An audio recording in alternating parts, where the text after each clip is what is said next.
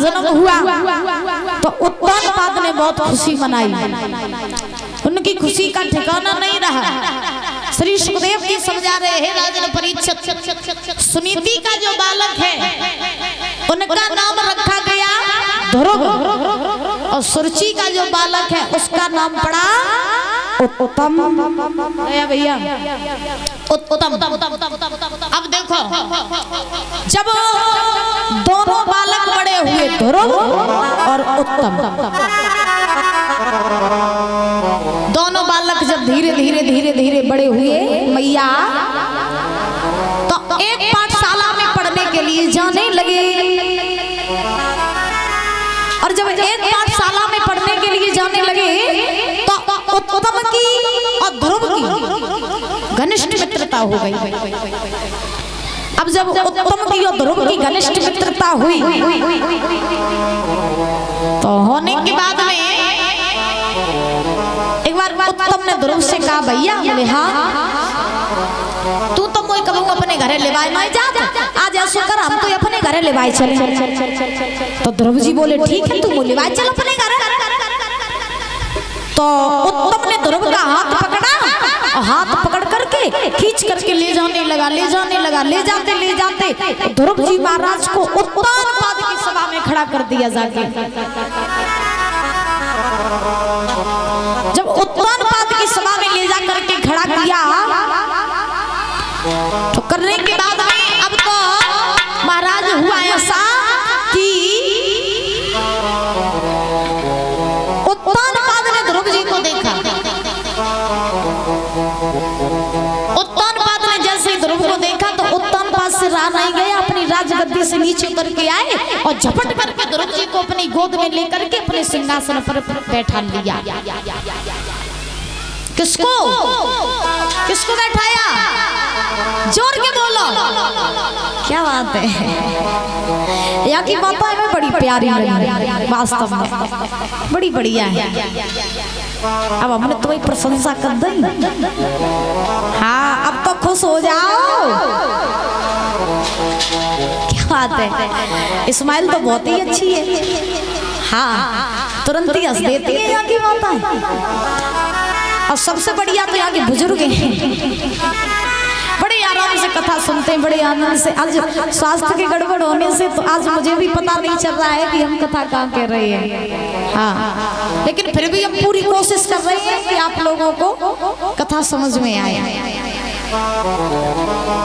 तो परीक्षित जी उत्तानपाद ने ध्रुव जी को अपनी गोद में बैठा लिया। अब उत्तानपाद ध्रुव जी को बड़ा लाड़ कर रहे हैं, बड़ा लाड़, बहुत लाड़ कर रहे हैं। अब जब लाड़ कर रहे हैं तो महाराज तब तक बाई सभा में बैठे रहे। चुगलन की बहुत बड़ी दशा है, हाँ चुगलन की जो समस्या है जो बड़ी गंभीर होते हैं, होता क्या नहीं भैया? चुगला किन्हें कही जाती? चुगला किनसे कहते हैं? जो चुगली करते इधर की उधर करते भाई चुगला हो। तो चुगलन की जो बड़ी गंभीर समस्या होते हैं। अब देखो हुआ क्या उसी सभा में बैठा रहे चुगला, तो चुगलखोर ने जाकर के सुरुचि से कहा, महारानी तुम यहाँ बैठ करके आराम कर रही हो, तुम्हें नहीं पता सभा बीच में तुम्हारी सौत का लड़का आया है, तुम्हारी सौत का लड़का ध्रुव वो महाराज की गोद में बैठा और तुम्हारा लड़का जमीन पे खड़ा, तुम्हारा लड़का जमीन पे खड़ा।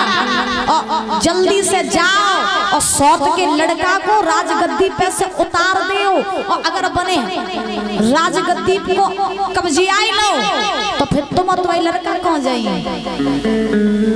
हाँ तो सो जाओ जाके उस अपने सौत के लड़के को राजगद्दी से नीचे उतारो।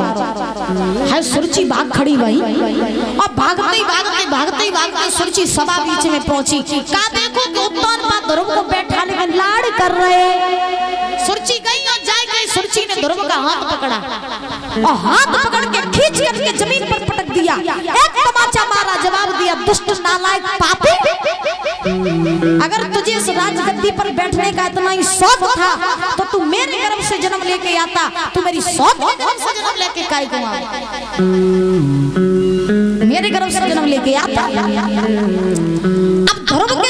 सुरुचि ने तमाचा मारा तो ध्रुव जमीन पर पड़े हैं। बुजुर्गों, आज ध्रुव रोने लगे, लेकिन उत्तानपाद ने सुरुचि से ये नहीं कहा कि ध्रुव को तू क्यों मार रही है,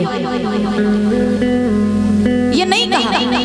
अब सुरुचि ने तमाचा मारा, ध्रुव रोने लगे। छोटे से तो थे 5 वर्ष के। अच्छा देखो, 5 वर्ष की बालक की जो अवस्था होती है ये कोरे कागज की तरह होती है। 5 वर्ष के बालक की अवस्था कैसे? कोरे कागज की तरह। जैसे आप एक कोरा कागज ले लो और कोरे कागज पे मैया बातें ना करो, मैया माय डियर मैया, बातें नहीं। 5 वर्ष की अवस्था होती है कोरे कागज की तरह। कोरा कागज ले लो, उस पे आप जैसा लिखते चले जाओ वैसा ही लिखता जाएगा, वैसा ही लिखता चला जाएगा। वैसे ही 5 वर्ष के बालक की अवस्था होती है कि उस 5 वर्ष के बालक को आप जैसा सिखाते चले जाओगे वैसा ही वो बालक बनता